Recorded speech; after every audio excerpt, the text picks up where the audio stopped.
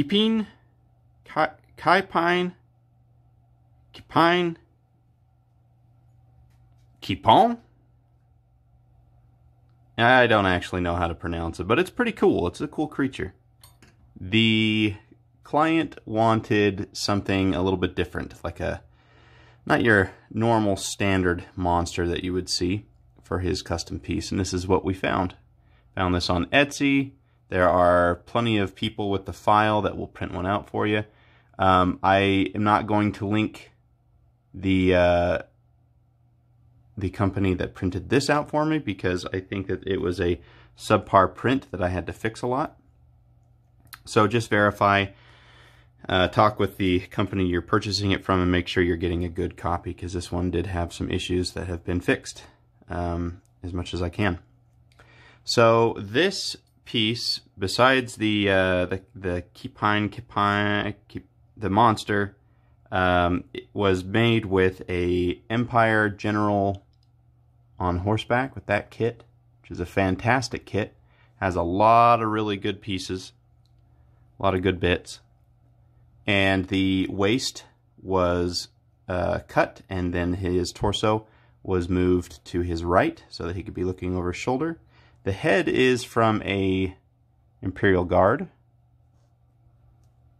Hopefully you can see the head. The hair, of course, sculpted in green stuff. The arm is from a Tempestus Scion. The weapon that it was holding at the time, of course, was cut out and replaced with this custom-built hammer. The lore behind this piece is that this is a rogue general or an exiled general from the Empire of Man in the Warhammer Fantasy game, and he is going to be leading a nomadic army to whatever cause. Anyway, that's the lore that the client has come up with, and that's what he wanted to do. And so hopefully we've portrayed that. We've got saddlebags and some pouches hanging off of him, so he looks like he's traveling. Saddle and a fur saddle blanket, so he's not riding directly on the creature, who he has the reins tied to the antlers here. There's also some cord, some wire holding on the saddle. There were a few problems with the sculpt. The resolution was not quite as good as I would have liked, and then the tail and the wings had to be patched. In other words, there was significant gaps. There were significant gaps in each of these. So the green stuff had to be used to rebuild all of this, patch over the holes. Had to add some scales there on the back. The wings, this is all a green stuff bridge there. Now these are green stuffed and pinned and glued in place, so they should be pretty strong. So that had to be dealt with. Otherwise, it is a nice sculpt. Whoever did the 3D sculpt and the posing is did phenomenal work. And it was a lot of fun to work with this piece. It was quite the puzzle, having to juggle which limbs to add at what time, as far as building the miniature on top as well. It was kind of really a back and forth jumping between the two before combining them.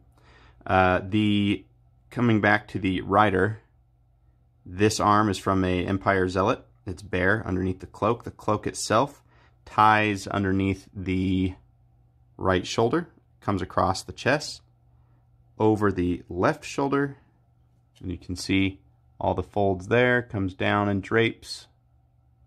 Looks all ragged, and I think adds quite a bit. The arm needed some gap filling to make sure it blended with the armor. The data slate on his forearm had to be covered with a vambrace. And then the hammer is made from a Empire Flagellant kit.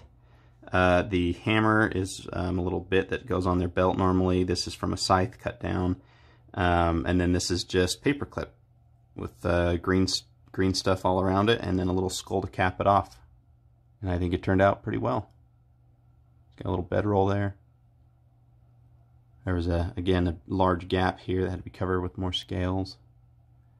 And then for the base, it was pinned and then some bark was added to blend it. And a little rock there to conceal the pin. All in all, was probably one of the funnest projects I've worked on.